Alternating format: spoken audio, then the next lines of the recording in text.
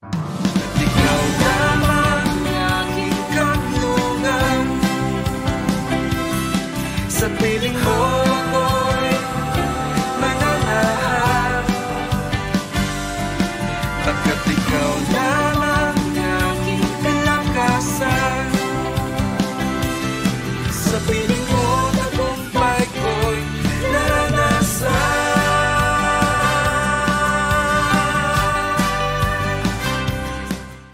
Hello mga ka-EAP. Isa pa muling pinagpalang araw para sa bawat isa sa atin na patuloy na naghahanap at naghahangad ng pagpapala mula sa Panginoon. So, isa po muling kagalakan na ako po ay makapagbahagi ulit ng kabutihan ng Panginoon para sa bawat isa sa atin. So, bago tayo magpatuloy, tayo po muna ay manalangin. Ama, dakilang Diyos, nagpapasalamat po kami sa biyayang laan mo sa amin para sa araw na ito, para muli ay aming pong mapakinggan ang iyong mga salita na nagbibigay buhay at kalakasan sa aming pang-araw-araw na buhay. Pagpalain niyo po, Diyos, ang programang ito sa ngalan ng Ama, ng Anak, ng Santong Espiritu.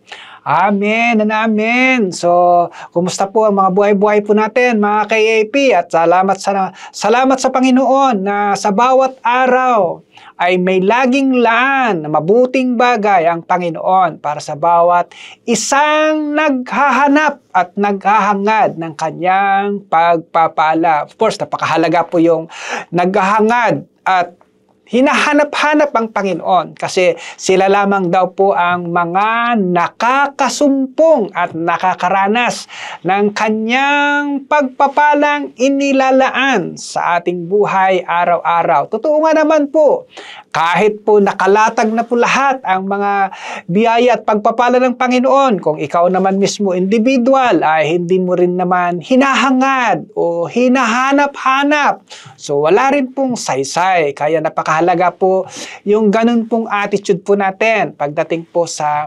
paghahangad ng pagpapala ng Panginoon. So mula sa sarili natin, dapat tayo po mismo yung nagpapakita sa Panginoon ng kasigasigan na tunay ngang hinahanap-hanap natin, kinauuhawan natin ang mga pagpapala at biyaya ng Panginoon. So sa araw na ito, ang title po ng aking ibabahagi ay pinamagatang Never Alone. Sa Tagalog, kailanman hindi ka nag-iisa. Napakagandang pangungusap po mula po sa salita ng Panginoon na nagpapaalala na sa journey ng buhay natin sa mundong ito, sinasabi ng Panginoon, kailanman hindi ka nag-iisa. Okay, so saan po natin matutunghayan yan? Gusto ko lamang pong ilahad sa inyo yung pong kwento po kung paano po si Moses nung siya po ay medyo nagkakaedad na at edad 120 years old na po siya. Physically ay talaga naman po hindi na po niya kayang pangunahan ang napakaraming mga Israelita. Kaya that time, tinawag niya, kinausap niya ang buong kapulungan ng mga Israelita na pinangungunahan niya para dalhin sa lupang pangako. Kaya mula sa kanyang puso, inilahad na niya, sabi niya, matanda na ako, 120 years na, hindi ko na kaya kayong pangunahan. At hindi ko na rin kayang tumawid pa sa ilog Jordan. So yan po yung sinasabi niya sa Deuteronomy chapter 31 hanggang verse 1 to 8. Yun po yung kwento. Kaya pagkatapos niyang kinausap ang buong kapulungan ng mga kanyang kababayan, pinangungunahan, pinatawag naman niya personally si Joshua kasi siya po yung successor niya na kapalitan niya para pangunahan ng paglalakbay ulit para pangunahan papunta sa Promised Land, sa Kanaan. So,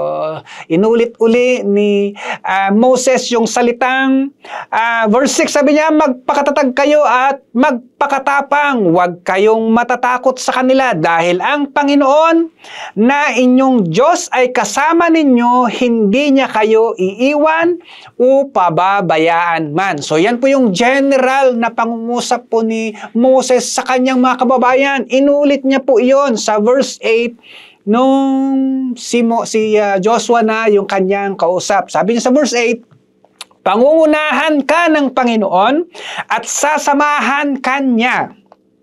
Hindi kanya iiwan o pababayaan man, kaya huwag kang matakot ni panghinaan ng loob. Napakagandang pangako ng Diyos sa atin na araw-araw din lumalakad, naglalakbay sa buhay na ito. So marahil ang bawat isa din sa atin ay nakakaranas ng parang nalulungkot, parang nababalisa, nababahala dahil hindi natin alam kung paano po yung mga next move, next na lakad natin, kilos natin habang tayo po ay nag-move forward sa ating daily journey ng buhay natin. Pero isang napakagandang pangako ng Diyos sa bawat isa sa atin, ano man daw yung iyong kinakaharap sa yung buhay araw-araw, ito po ang tandaan natin. Lagi tayong sinasamahan, lagi tayong pinangungunahan ng ating Diyos na buhay. Inulit po niya yan sa Bagong Tipan, sa Hebrews chapter 13 verse 5. Ang sabi niya doon sa Hebrews chapter 13 verse 5 and 6, iwasan ninyo ang mga pagiging sakim sa salapi. Maging kontento kayo sa anuman na sa inyo sapagkat sinasabi ng Diyos. Ulitin ko po, sapagkat sinasabi ng Diyos, hindi ko kayo iiwan o pababayaan man. Sa verse 6, kaya buong pagtitiwalang masasabi natin ang Panginoon ang tumutulong sa akin, kaya hindi ako matatakot ano ang magagawa ng tao sa akin. Napakagandang words of encouragement ng Panginoon kapag tayo po ay humaharap ng tila nalulungkot, feeling natin parang nag-iisa na tayong lumalakad, lumalaban sa buhay na to. Sinasabi ng Panginoon para sa bawat isa sa atin, hindi kita iiwan ni pababayaan man. Hindi ka nag-iisa sa laban mo. Hindi ka nag-iisa sa iyong journey ng buhay na ito, mga ate, kuya. Kaya sa araw na ito, buong pagtitiwala daw natin sa Panginoon na anumang sitwasyon, hindi tayo niya iniiwan ni pababayaan man. O, di ba? Napakaganda ang kanyang pangako sa araw na ito. So, ano po ba, ate, kuya, ang inyong mga pinagdadaanan sa araw na ito? Once again, ilagay mo sa iyong puso't isipan, hindi ka nag-iisa. Sa laban mong yan, sa journey mo na yan ng iyong buhay today at sa mga susunod na araw. Salamat sa araw na ito at tayo po ay manalangin. Ama, dakilang Diyos, salamat po ng marami na muli mo kaming kinausap mula sa iyong mga salita na kailanman hindi po kami nag-iisa sa bawat hamon ng buhay na amin pong maaring kinakarap at nararanasan. Lord, tulungan mo po ang bawat isa na mayroon pong pakiramdam na tila nalulungkot, tila nag-iisa sa kanilang laban, sa kanilang lakad sa buhay na ito, na kailanman hindi mo kami iniiwan ni pinababayaan man. Salamat po muli, Panginoon. Pagpalain niyo po ang buhay ng bawat isa. Sa pangalan ni Jesus, Amen and Amen. So muli po mga ka-AP, salamat po ng marami at hanggang sa susunod po nili natin pagkita-kita. Salamat and God bless. Bye-bye!